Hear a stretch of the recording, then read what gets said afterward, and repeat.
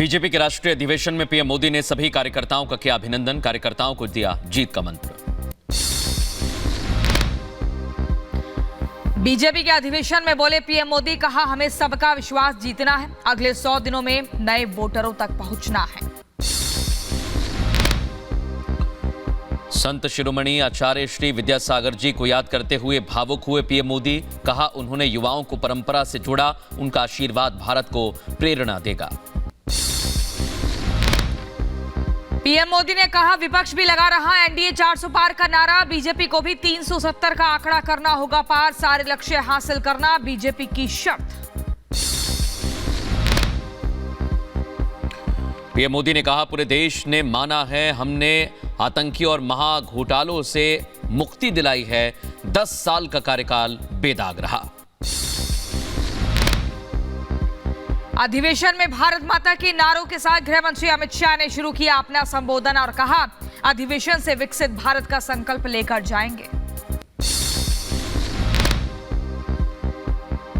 BJP अधिवेशन में बोले गृह मंत्री अमित शाह, कहा देश ने तय किया मोदी फिर बनेंगे प्रधानमंत्री।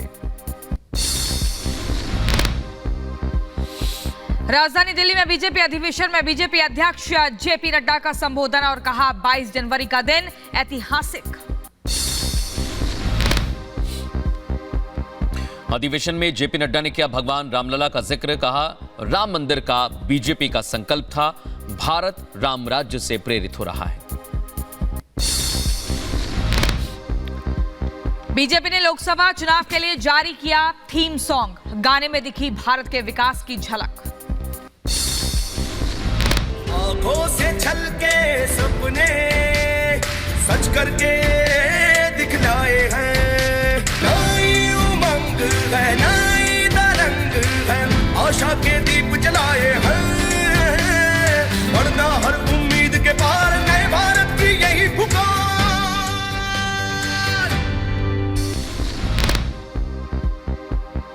मध्य प्रदेश कांग्रेस ने जारी की दगाबाज नेताओं की लिस्ट, 62 बड़े नेताओं के नाम की सूची हुई जारी, कमलनाथ के कांग्रेस छोड़ने की खबरों पर भड़की कांग्रेस। बीजेपी में शामिल होने की अटकलों पर बोले कमलनाथ, कहा मेरी नहीं हुई किसी से कोई बात, अभी कहीं नहीं जा रहा हूं। कमलनाथ पर दिग्विजय सिंह का बयान, कहा कहीं नहीं जा रहे हैं कमलनाथ को लेकर सिर्फ अफवाह, उन पर ईडी सीबीआई का दबाव। कमलनाथ को लेकर कांग्रेस नेता दीपक सक्सेना का बड़ा बयान, बोले पार्टी में कमलनाथ का हुआ अपमान, हार का ठीकरा उन पर फोड़ा गया। संदेश खाली की घटना पर सियासी घमासान जारी, बंगाल में जमकर हो रहा बवाल, बीजेपी ने राष्ट्रपति शासन लगाने की मांग की। संदेश खाली पहुंचा टीएमसी का प्रतिनिधिमंडल, पीड़ित महिलाओं से करेगा मुलाकात, संदेश खाली में हुई घटना को लेकर जारी है बंगाल में बवाल। संदेश खाली मामले में एक्शन तेज, दूसरा आरोपी शिबू हाजरा गिरफ्तार, मुख्य आरोपी शाहजहां अब भी फरार। मैनपुरी में पुलिस भर्ती परीक्षा के दौरान पकड़े गए 2 मुन्ना भाई, पुलिस ने दोनों को हिरासत में लिया, पूछताछ में जुटी पुलिस। जौनपुर में हुई पुलिस भर्ती परीक्षा, पेपर के दूसरे दिन हजारों अभ्यर्थियों ने परीक्षा दी। प्रयागराज में पुलिस परीक्षा के दौरान हुई नकल की कोशिश, पुलिस ने सॉल्वर गैंग के 9 सदस्यों को गिरफ्तार किया, पकड़े गए लोगों से पूछताछ जारी। यूपी के रायबरेली में दिखा रफ्तार का कहर, बाइक सवार पेड़ से टकराया, हादसे में एक की मौत, दूसरे की हालत गंभीर। महाराष्ट्र के अमरावती में बस की टैंकर से भिड़ंत, हादसे में 4 छात्रों की मौत, 10 से ज्यादा लोग घायल, क्रिकेट टूर्नामेंट में हिस्सा लेने जा रहे थे छात्र। यूपी के बहराइच में हुआ दर्दनाक हादसा, आग लगने से 11 मकान जलकर राख, पीड़ितों का रो रो कर बुरा हाल। यूपी के रायबरेली में शॉर्ट सर्किट के चलते आग लगी, हादसे में 5 लोग झुलसे, 3 की हालत गंभीर। मोदी जी को जय श्री राम, जय श्री राम, जय जय श्री राम। देश ने तय किया है कि मोदी जी फिर से एक बार इस देश के प्रधानमंत्री बनेंगे। बोले भारत माता की।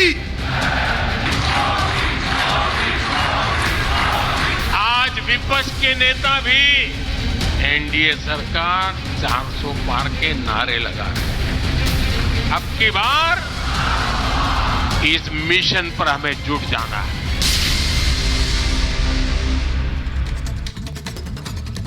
वहीं कांग्रेस और इंडी अलायंस पर प्रधानमंत्री नरेंद्र मोदी ने जोरदार प्रहार किया। कांग्रेस परिवारवाद की जननी है, कांग्रेस अस्थिरता की जननी है और कांग्रेस तुष्टीकरण की जननी है। राष्ट्रीय अधिवेशन में प्रधानमंत्री संबोधित कर रहे थे। इसी दौरान उन्होंने कांग्रेस पर निशाना साधा और बताया किस तरह से कांग्रेस ने परिवारवाद को जन्म दिया है, तुष्टीकरण को जन्म देने का काम किया है।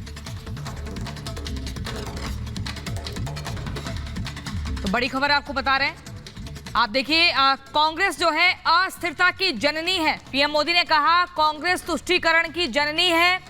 अस्थिरता के लिए आज भी साजिशें रची जा रही हैं। सेनाओं का मनोबल तोड़ रही है कांग्रेस।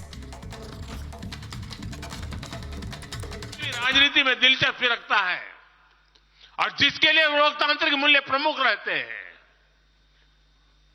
वो भी अगर न्यूट्रल है तो पब्लिकली हमारी प्रशंसा करते हैं, न्यूट्रल नहीं है तो खानगी में तो कर ही देते हैं।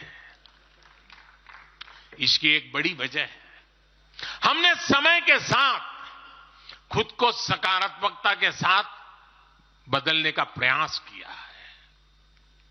हमने अपनी राजनीतिक व्यवस्था को नए और आधुनिक विचारों के लिए खुला रखा है।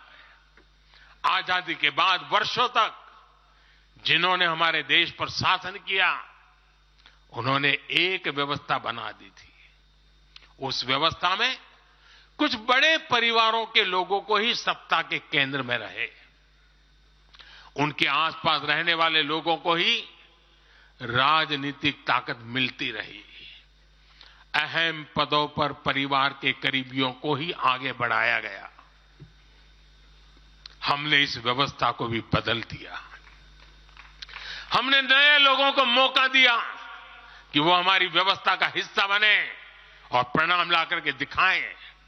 इससे व्यवस्था में नयापन आया और इसका लोकतांत्रिक स्वरूप कायम रहा। हमारी कैबिनेट में रिकॉर्ड संख्या में नॉर्थ ईस्ट के मंत्री हैं। नागालैंड से पहली बार एक महिला राज्यसभा में सांसद बन गई है। हमें गर्व है कि हमने पहली बार त्रिपुरा के व्यक्ति को